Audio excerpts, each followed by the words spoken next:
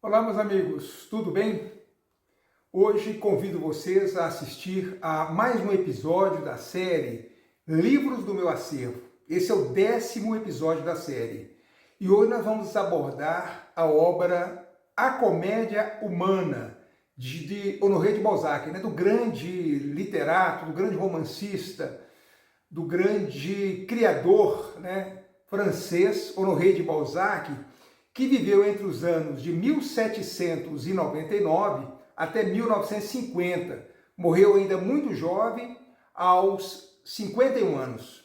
E essa obra, da qual eu vou tratar mais pormenorizadamente, mais detalhadamente, na sequência desse vídeo, essa obra, A Comédia Humana, né, é composta por 89 obras, é uma obra gigantesca, né? Balzac a produziu entre os anos de 1830 e 1850, né? Trabalhou até as vésperas da sua morte. Durante 20 anos ele produziu esse mundo, né, que é essa obra do Balzac, né, essa comédia humana. A partir do momento que ele pensou em fazer uma obra que tivesse uma certa homogeneidade, uma certa unidade, né? Isso vai se dar em dado momento da vida dele, né? Ele escrevia de uma forma um tanto premido pelas necessidades econômicas, etc. E em um dado momento ele concebe uma obra, como eu disse, com um caráter de unicidade, né? É uma obra que circulam entre suas mais de 12.000 páginas, mais de 2.000 personagens, personagens que muitas vezes aparecem em um romance em dado momento da sua vida e reaparecem em outro romance em outro momento da sua vida. No momento, esse personagem aparece como protagonista daquela história, no segundo momento, em outro romance, como um coadjuvante e assim sucessivamente, né? Então é uma obra fantástica de um escritor que produziu essa monumental obra literária sem similar no mundo, né? Não há paralelo para uma obra dessa dimensão, seja no Brasil ou fora do Brasil. Há autores que produziram obras que também foram concebidas com esse caráter de unicidade. Nós podemos pensar, por exemplo, num compatriota do Balzac, já do século XX, né, que é o Marcel Proust, que fez lá o seu importantíssimo romance, né, Em Busca do Tempo Perdido. São 7 romances. Nós temos o outro escritor também do século XIX como Balzac, que foi o Émile Zola, também fez uma obra monumental, os Rougon-Macquart, em vários volumes também, mas aqui no Brasil, nós podemos pensar num Otávio de Faria, por exemplo, que produziu a sua tragédia burguesa, né? Uma obra também com a ideia de uma certa unidade, em 15 volumes. Mas nada se compara à monumentalidade dessa obra do Balzac, né? Então essa obra aqui que nós estamos aqui diante de nós, ela no Brasil, ela foi publicada pela editora Globo de Porto Alegre, né, entre os anos de 1946 até 1955. Levou 10 anos para que essa obra fosse publicada, do seu primeiro volume ao seu 17º. Obra em 17 volumes, então, sob a orientação, sob a coordenação, sob a batuta do húngaro brasileiro Paulo Ronay, né? Então, essa obra é realmente uma coisa fenomenal, né? Fenomenal em termos de produção, vamos dizer, editorial, né? É uma das mais importantes e uma das mais, para repetir uma palavra aqui, uma das mais monumentais produções do mundo editorial brasileiro, né? É uma obra realmente gigantesca e que mobilizou uma equipe também expressiva, né, de tradutores, das pessoas que trabalharam nas mais diferentes áreas para possibilitar a confecção dessa obra. É uma obra muito bonita, uma obra encadernada, com detalhes em dourado. Toda ela tem a figura do Balzac aqui em alto relevo, provavelmente não vai dar para ver. Depois eu vou ver se eu aproximo a câmera e mostro alguns detalhes, né? Aqui o nome do autor, Honoré de Balzac. Em toda a obra, então, tem essa figura em alto relevo, né? Então, é dessa obra que eu vou tratar de maneira mais pormenorizada, como eu disse, com vocês. Então, amigos, vamos continuar aqui. Então, eu fiz a apresentação mais geral ali a respeito dessa obra, né? Cujo primeiro volume eu tenho aqui em mãos, A Comédia Humana do Balzac, 17 volumes. Vou falar mais especificamente a respeito dessa edição aqui, feita, essa transposição da obra, né, para a língua portuguesa. Então foi um projeto também grandioso, um projeto assim que envolveu, como eu disse, esforços assim hercúleos para transformá-lo de ideia em algo concreto, né, que levou aí 10 anos, como eu falei. A previsão, inclusive, inicial, quando eles começaram o projeto, que na verdade já inicia-se, a ideia ela é gerada, a gênese dessa ideia está lá em 1943 ainda, né? Até que a produção da obra efetivamente começasse a ser realizada, isso levou 3 anos, né? A obra começou efetivamente a ser publicada em 1946, mas o projeto inicial era que essa obra fosse publicada em 1950, os 17 volumes, a integralidade da obra já estivesse pronta para o público leitor da época em 1950. Por que 1950? Porque era o centenário da morte de Balzac. Como eu disse, viveu entre os anos de 1799 a 1850. Então, 1950, aqui no Brasil, eles queriam marcar essa efeméride exatamente com a obra integralmente publicada. Não foi possível porque, como eu disse, ela começou de uma forma meio atabalhoada, a ideia, né, da editora, e quando o Paulo Ronald entra nesse projeto, ele vai imprimir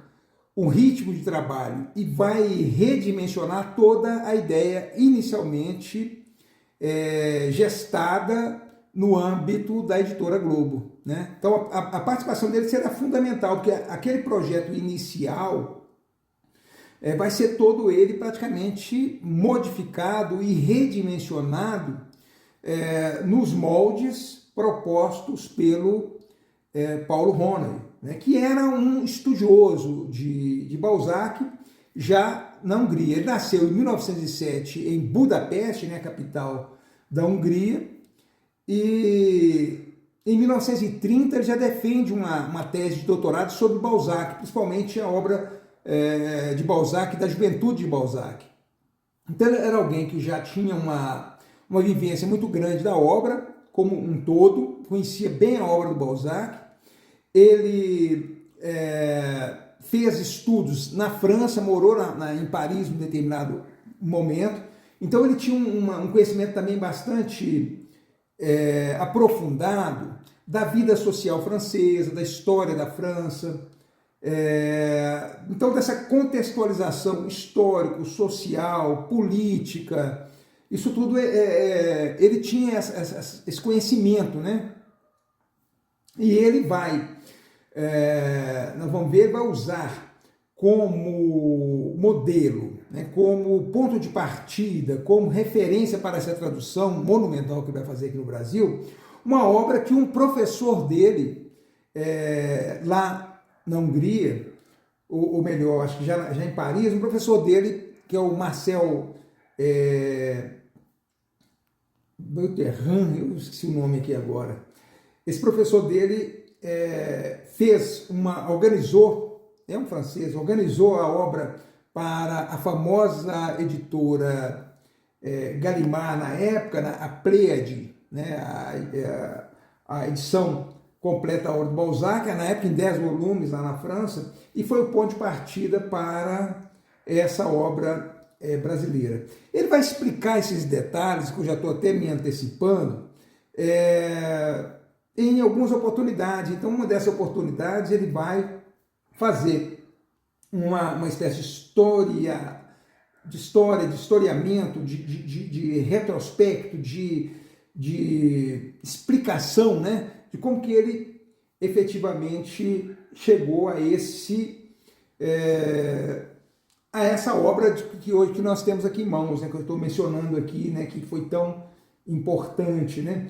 Então, eu estou até esqueci de pegar aqui, mas eu tenho um livro também aqui do Paulo Rohner, que até foi premiado em 1948 pela Academia Brasileira de Letras, que é o livro dele, um livrinho dele chamado Balzac e a Comédia Humana, sensacional, alguns ensaios que ele publicou de maneira esparsa, ele reuniu nesse livro, e como eu disse, foi premiado o livro, e começa com O Mundo de Balzac, que é o primeiro desses ensaios fantásticos. Eu também quero aqui ler um trecho, mas eu vou partir aqui para ler uma explicação que o próprio Paulo Rohner vai fazer então dessa obra, né? Essa foi publicada numa edição de uma revista de colaboração entre o Brasil e a França. Então, Paulo Rohner vai dizer o seguinte: está ficando uma velha história esta da edição brasileira de A Comédia Humana de Balzac, pela editora Globo, que tive a honra de dirigir de 1946 a 1955. 2 vezes já tive de referir-me a ela por escrito. Ainda assim, talvez não seja inoportuno voltar ao assunto numa publicação especialmente dedicada às relações culturais entre a França e o Brasil, por se tratar de uma iniciativa brasileira tendente a transportar para o Novo Mundo um dos monumentos mais impressionantes das letras francesas e integralmente realizada de acordo com os planos. Os 17 volumes da coleção ocupam um espaço considerável nas estantes das nossas bibliotecas depois de terem alimentado o espírito e inflamado a imaginação de milhares de leitores. Considero esse empreendimento editorial um dos mais importantes em todos os tempos. Escreveu a respeito deles Érico Veríssimo. E Eugênio Gomes, outro conhecedor dos livros, que chegaria a dirigir a Biblioteca Nacional do Rio de Janeiro, foi mais longe. Não creio que Balzac tenha encontrado em qualquer parte fora da França moldura mais proporcionada à sua grandeza, né? Vai dizer o Eugênio Gomes também a respeito dessa obra. E continua aqui o Paulo Rohner. Pois esse monumento editorial é desconhecido das novas gerações. Isso é um texto que ele vai escrever em fins dos anos 80. As proporções da obra tornaram inviável uma reedição completa. É raro, hoje em dia, um dos volumes vir à tona em algum sebo. São outras tantas razões para invocarmos aqui as características de um trabalho que, depois de entusiasmar a editora, o organizador e os tradutores, teve, ao longo dos anos, aceitação igualmente lisonjeira da crítica e do público. A história começa em 1943. Fugido da Europa, onde sofrera perseguições do nazismo, estava eu no Brasil, havia 2 anos, quando o acaso alojou no mesmo hotel do Rio Maurício Rosenblatt, representante da Porto Alegrense Editora Globo, na então capital do país. Aqui um parênteses que eu esqueci de falar, né? O Paulo Rohner era judeu, né? Judeu húngaro, ele foi perseguido, chegou a ficar preso um período, e ele já era um estudante de português, ele já sabia português, ele fez contato com alguns intelectuais brasileiros, inclusive com o embaixador do Brasil à época na Hungria, e foi a partir desses contatos, né, que ele conseguiu efetivamente o visto e conseguiu vir para o Brasil. Então ele veio, né, nessas condições, fugindo da perseguição nazista na Europa, né, em particular na sua terra natal, na Hungria, né? Então, continuando aqui, a corajosa editora gaúcha, dirigida por Henrique Bertazzo, encontrava-se em franca ascensão. e o seu emissário contou-me seus planos, o mais arrojado dos quais era uma edição integral de A Condição Humana, de A Comédia Humana. Sem dúvida, já existiam traduções brasileiras ou portuguesas, umas boas, outras más, de muitos romances e novelas daquele vasto conjunto. Mas a Globo pretendia mandar retraduzir o todo pelo seu corpo de profissionais competentes. Como, devido à guerra, não chegavam ao Brasil as novidades do mercado europeu, resolveram ocupá-los, esses tradutores, na transplantação dos clássicos do romance, especialmente de Balzac, o maior de todos. As traduções de vários romances dele já estavam em andamento. Aqui outro parênteses, porque a Globo, na época, até o início da Segunda Guerra Mundial, ela se notabilizava por uma coleção que ela tinha, que era uma coleção Biblioteca dos Séculos, na qual ela traduzia para o português os principais nomes do romance europeu. Então era uma obra que dava ao público leitor brasileiro contato direto com o que estava sendo produzido na Europa daquela época. Com o advento da guerra, essas traduções de autores contemporâneos ficou inviabilizada. Então a editora começou a publicar clássicos que já estavam em domínio público, etc.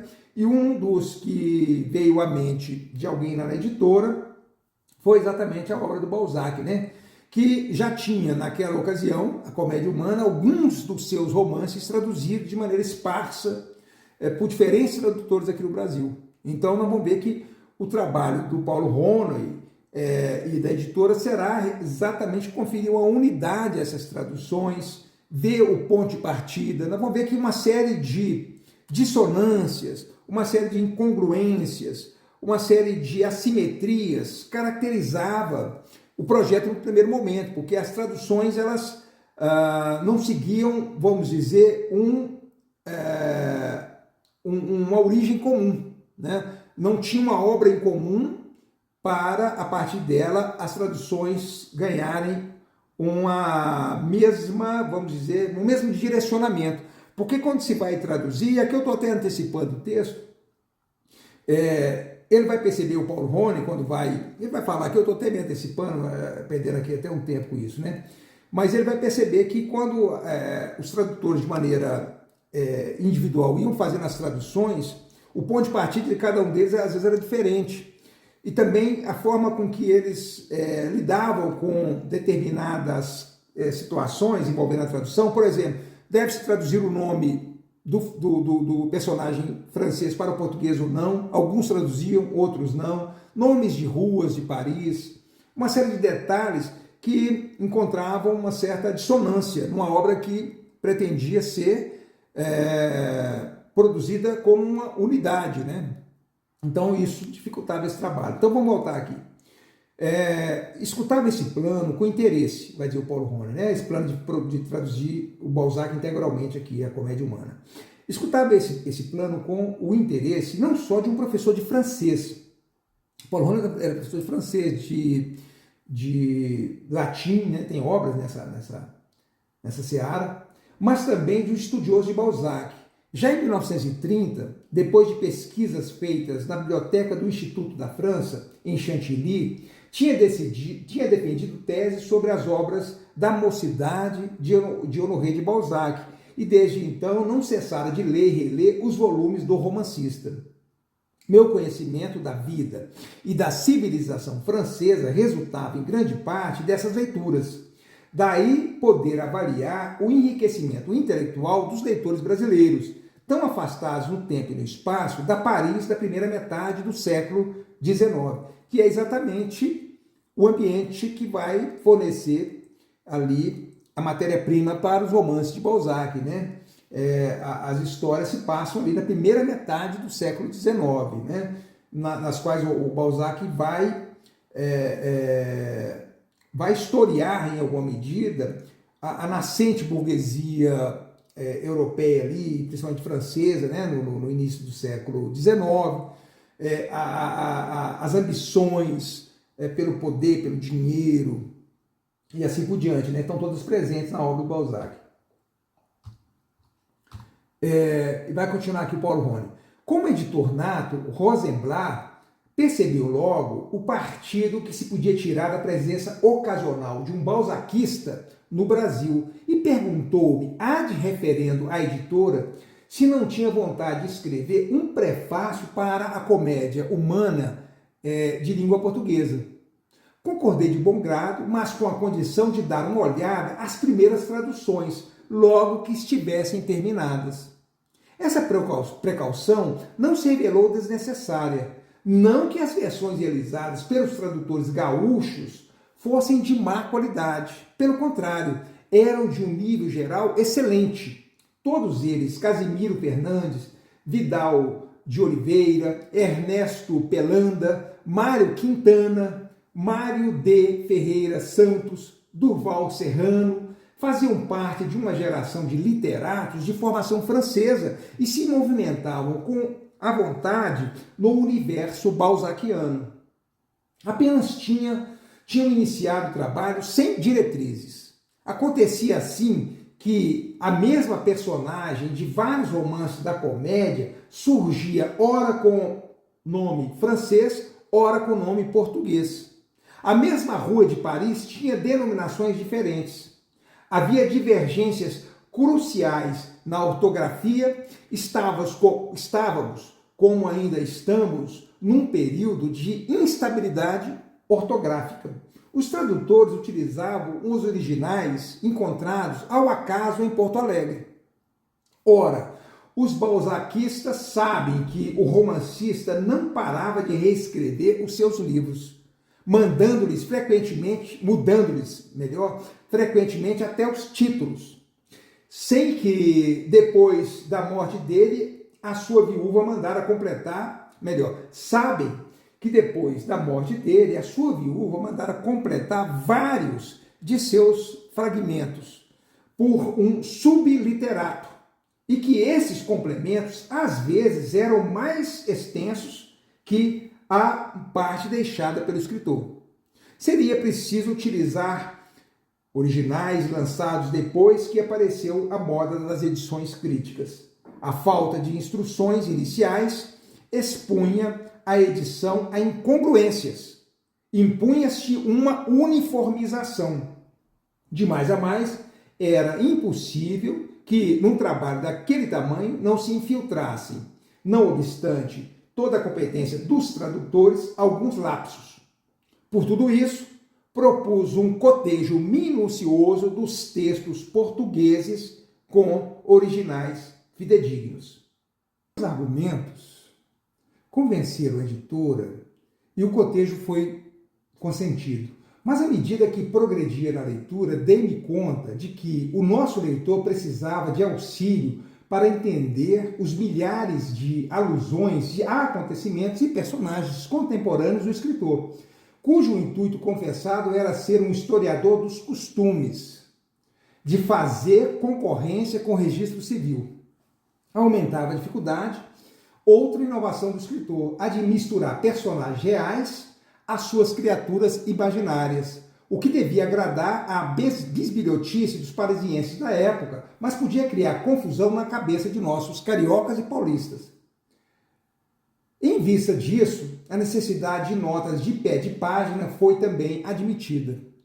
Mas nesse ínterim, percebera que a complexidade estrutural da comédia, as inúmeras imbricações e conexões entre seus romances e contos, arriscavam passar despercebidos ao leitor apressado de nossos dias, se não fosse advertido e que a infinidade de estudos consagrados a Balzac, desde sua morte, assim como as partes publicadas de sua enorme correspondência, podiam contribuir para uma compreensão melhor de sua ficção. Sugeri, pois, anteposição de uma introdução a cada uma das 89 partes do ciclo.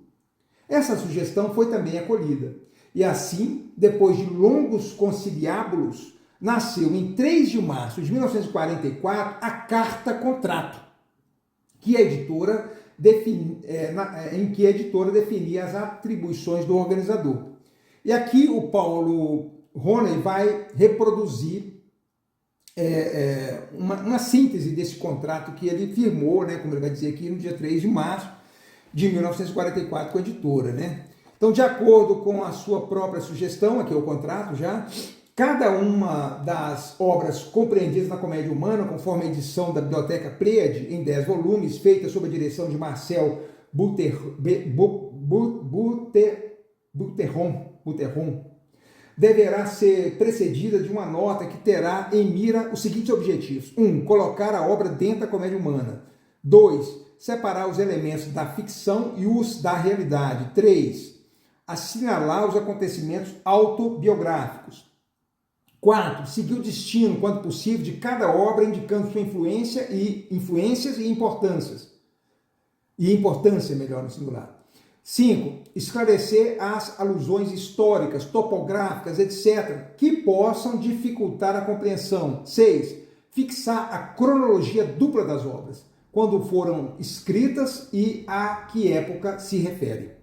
Mediante o acordo que aqui confirmamos, Vossa Senhoria encarregar-se-á de redigir as notas em apreço, as quais, embora isentas de pretensões filológicas e pormenores, que só interessariam a especialistas, estarão sempre de acordo com o estado atual das pesquisas balzaquianas e serão escritas em estilo acessível, a fim de constituir uma iniciação instrutiva e agradável à obra. Além das notas, Vossa Senhoria fornecerá uma introdução bibliográfica ao primeiro volume. Escolherá entre os que se escreveu de melhor sobre o Balzac, na França e no estrangeiro. Escolherá entre o que se escreveu de melhor sobre Balzac. Então, os estudos críticos, e o livro é recheado de estudos críticos. Por exemplo, o volume 17 tem um estudo do Henry James, grande escritor estadunidense que ao final da vida se naturalizou inglês. Tem aqui traduzido pela Berenice Dias, né, uma das tradutoras que vai traduzir esse prefácio que ele faz ao 17º volume, e vários outros importantes nomes da crítica literária francesa e de outros países, Anatole France, por exemplo, vamos encontrar aqui uma série de prefácios. Nessa obra também há uma série de ilustrações, né? Muitas ilustrações. Eu falei aqui da questão desse alto-relevo do Balzac, né? Então, aqui a obra vai trazer a capa, quais são as obras que vão estar presentes nesse primeiro volume, né? Tradução de Vital de Oliveira, até um tradutor que foi mencionado aqui por ele nesse texto já, né? E é interessante que o próprio Paulo Roney faz 89 introduções. Na verdade, ele faz introduções para todos os volumes. É uma coisa impressionante, né? E, como eu disse, tem muitas figuras, muitas ilustrações aqui na obra, né? Há muitas ilustrações. Então, é realmente uma obra impressionante, né? Estou procurando aqui, na hora que você procura, você não acha, né? Mas tem muitas ilustrações aqui, né? Então, mas continuando aqui no contrato, né? Entregará também uma completa documentação iconográfica. Olha, também a editora no contrato, né, estava previsto que seria da responsabilidade do Paulo Roney reunir uma documentação iconográfica, né, ou seja, retratos, caricaturas, facsímiles e entre outros do acervo do Balzac, manuscritos inéditos, etc., suficiente para acompanhar cada volume de 2 ou mais ilustrações. Na verdade, foram muito mais. Fará uma rápida supervisão das diferentes traduções, principalmente no que diz respeito à fidelidade das mesmas, auxiliará os tradutores sempre que for necessário, prestará, enfim, todo o auxílio possível para que a edição de A Comédia Humana em língua portuguesa seja a melhor, ou pelo menos uma das melhores que existem, inclusive as da França. Então aqui é uma síntese desse contrato, né, que é interessante que ele reproduziu. Reproduziu onde? Na verdade, ele reproduziu uma revista que eu falei com vocês, eu não me lembro bem, uma revista que estava ali comemorando a relação entre Brasil e França. Mas ele também vai se fazer presente naquele volumezinho que eu tenho aqui, mas o meu é mais antigo, não está com esse espécie de apêndice, que é Balzac e a Comédia Humana. Então, nas edições mais recentes desse livro do Paulo Rony, nós vamos encontrar esse texto que eu estou lendo aqui agora, né? Então, continuando o texto. Apesar do que tem de minucioso, esse contrato abrangente não previa todo o trabalho que a editoração ia impor-me. Nem eu mesmo era capaz de aquilatá-lo. Assim, por exemplo, incumbir-me-ia a escolha de mais tradutores porque os profissionais da Globo, sobrecarregados, não iriam dar conta do recado. Pensávamos, com efeito, que toda a edição estaria na rua em 1950, ano do centenário da morte de Balzac. Eu falei isso, né? Só ficou pronta em 1955 e, retrospectivamente, acho que mesmo isso foi um milagre. Assim, entrariam a fazer parte da equipe diversos tradutores recrutados no Rio, entre eles alguns nomes de expressão nacional: Carlos Drummond de Andrade, Brito Broca, Valdemar Cavalcante, Lia Correia Dutra, João Henrique Chaves Lopes, Wilson Lousada, Elza Lima Ribeiro, Joaquim Teixeira Novaes, além disso os ensaios introdutivos de diversos escolares de que tratava o contrato, entre eles 2 contribuições de meus antigos mestres, Marcel Boterron e Ferdinand de Baltenperger. Exigiram o recurso a um terceiro grupo de tradutores, Milton Araújo, Nora Q.N. da Cunha, Bernardo Gersen, Berenice Dias e o próprio Maurício Rosenblatt e até eu mesmo. Essa equipe, então, foi dilatada, foi aumentada para fazer face, né, a essa monumental realização, né? Por proposta minha, foi ainda decidido o reestabelecimento da divisão em capítulos e dos títulos de capítulo que os editores, mesmo da Préde, lá francesa, costumavam suprimir por motivo de economia. No meu entender, agilizava sensivelmente a leitura. Já com a obra pronta, dei-me conta da necessidade de vários índices especiais, uma correspondência entre os títulos franceses e os portugueses, uma relação dos tradutores com a especificação do trabalho de cada um índice de ensaios introdutivos, outro das ilustrações. Com o volume 17 na mão, foi que me assombrei de repente com o tamanho da tarefa levada a cabo. E pensar que Balzac realizara uma obra-prima daquelas proporções sem um secretário, sem colaboradores, sem arquivos, sem sequer ter uma máquina de escrever, que ainda não estava inventada. Na verdade, mesmo os trabalhos previstos no contrato acabaram por inflar-se além do imaginado. Só a introdução de bibliografia tomaria o tamanho de um volume, e os 17 volumes totalizariam nada mais, nada menos de 12.000 páginas, de tamanho entre 15 e 23 centímetros, com o número de notas ultrapassando 10.000. Mas a editora aguentou galhardamente essa inchação inesperada e produziu um trabalho digno dos maiores elogios. Da aceitação da obra e de sua influência, teve diversas provas diretas e indiretas.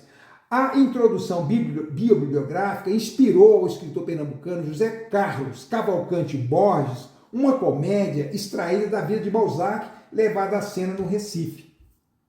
Os volumes lançados ao longo de 10 anos mantinham o nome do romancista em evidência e criaram uma atmosfera favorável à divulgação dos termos balzaquiana e balzaca, para designar uma mulher madura, ainda interessada no amor e que deram aso à popularização da famosa marchinha carnavalesca, a balzaquiana, de Názara e Wilson Batista.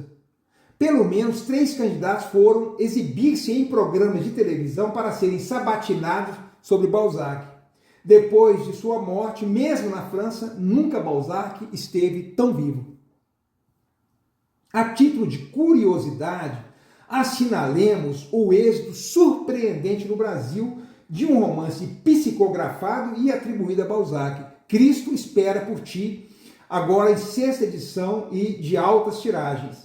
E talvez me seja permitido incluir entre os subprodutos dessa renascença balzaquiana mais 2 livros de minha autoria, Balzac e a Comédia Humana, que eu fiz menção agora há pouco, primeiramente publicado pela editora de Porto Alegre, editora Globo, em 1947, uma segunda edição de 1957, e um romance de Balzac, A Pedra de Onagro, Rio de Janeiro, editora à Noite, 1952, este último defendido em 1957 como tese de concurso para uma das cátedras de francês do Colégio Pedro II, né? Colégio no qual o Paulo Roney brilhou como professor também nesse conhecido colégio.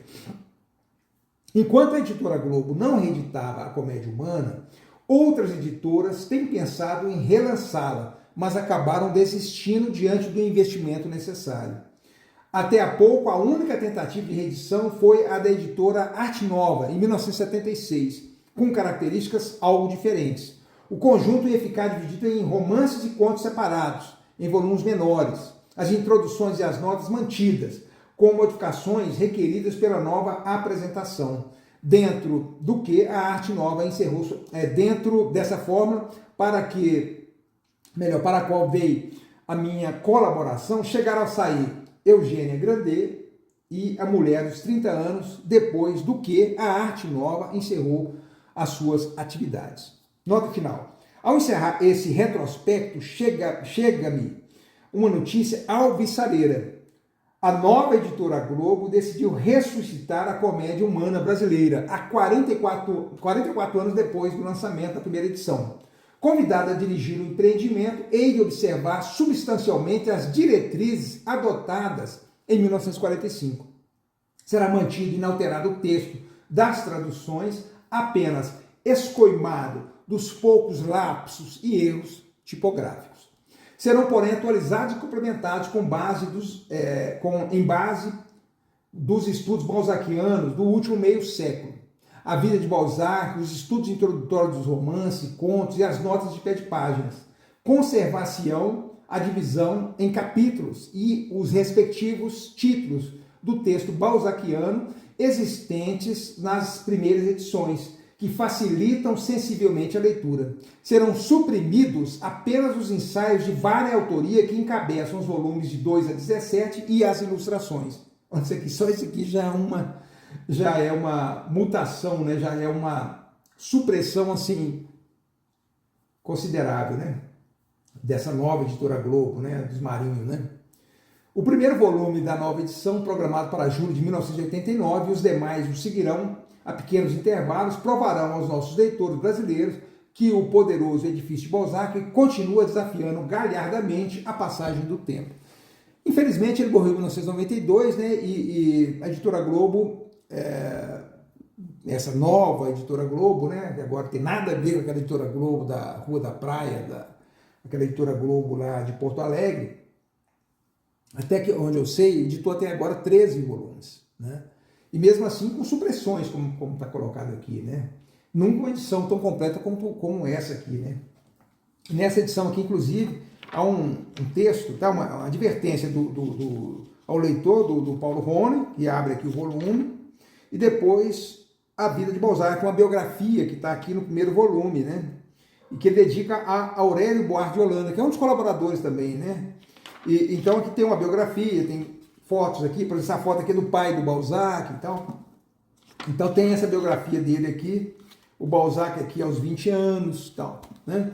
Então tem essa biografia também aqui, né? Então é mais ou menos isso, né? É uma obra realmente portentosa, importante, não só essa construção brasileira, né? Mas a obra do Balzac em si mesma, né? Que é uma obra realmente inigualável em termos de projeto, né, romanesco, né? É algo assim de dimensões astronômicas, né, no campo literário, né? Mas a realização brasileira, como se colocou aqui, é singular. é uma das melhores do mundo, quiçá talvez a melhor que foi levada a cabo fora da França, né? Eu não sei se até com relação à própria edição francesa nós tenhamos alcançado maiores progressos, né? É interessante, então, como eu falei, todos os volumes são precedidos com introduções do Paulo Rohner e com ensaios de nomes expressivos da época, né? Evidentemente, nomes expressivos até a metade do século XX, né? Quando a obra estava ali sendo confeccionada entre os anos de 46 e 55. Meus amigos, é mais ou menos isso. Há muito mais a dizer, há muito mais coisa que eu queria compartilhar com vocês, mas já alongou-se demasiadamente esse 10º episódio desse vídeo, dessa série Livros do Meu Acervo, né? Então ficamos por aqui, espero que tenham gostado, comentem se vocês já conheciam essa obra, o que vocês já leram de Balzac, se Balzac é um autor que lhes interessa. Há coisas magníficas. Eu indicaria 2 obras do Balzac, assim, de pronto, né? Ilusões Perdidas, uma obra fantástica, que eu até já usei citações em um escrito que eu fiz sobre a imprensa, né? Porque retrata um pouco, assim, dos interstícios da imprensa francesa, né? No seu nascedouro ali, no início do século XIX. E o Pai Goriot, né? O Pai Goriot também, que é uma coisa que eu sou apaixonado, adoro, é um dos romances preferidos dessa grande obra balzaquiana, né? É isso, meus amigos, um abraço e até o próximo vídeo.